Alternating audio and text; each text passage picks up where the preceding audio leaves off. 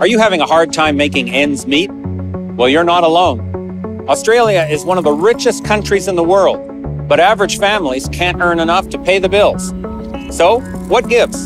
Since 2015, average wages have been growing just 2% per year, the slowest since the 1930s. That barely keeps up with average prices, and it's certainly not enough to pay for housing, energy, and other rising costs of living.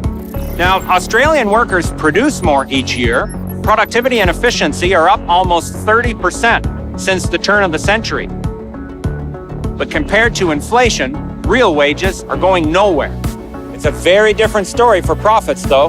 Less paid out in wages means more money kept in profits. In fact, over the last 3 years, adjusted for population and inflation, profits grew 16%, wages grew by way less than 1%. This means profits are growing 45 times faster than wages. Why is workers' slice of the economic pie getting smaller and smaller, even as the pie itself gets bigger and bigger? Well, in a nutshell, the rules are broken. Australia used to be pretty good at sharing prosperity. When the economy grew, wages went up in step, and that wasn't an accident. We made sure it worked that way, with strong minimum wages, a living wage in fact, that paid enough to actually live on.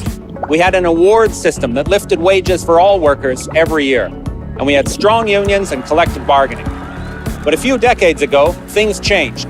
The minimum wage was eroded, the award system was rolled back, now it applies only to the lowest wage workers. Worst of all, collective bargaining and unions came under sustained attack.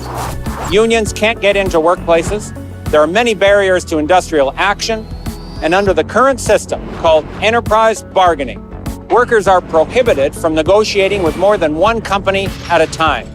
That's a really big problem, and here's why.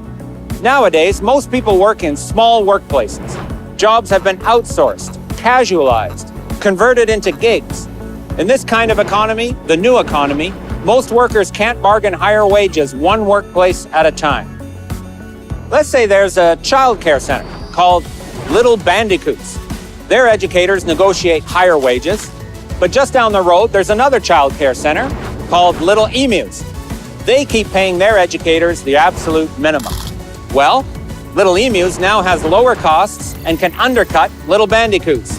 This means Bandicoots could go right out of business and their educators would lose their jobs. So it's clear the rules are broken, but how do we fix them? Well, it's time to change the rules.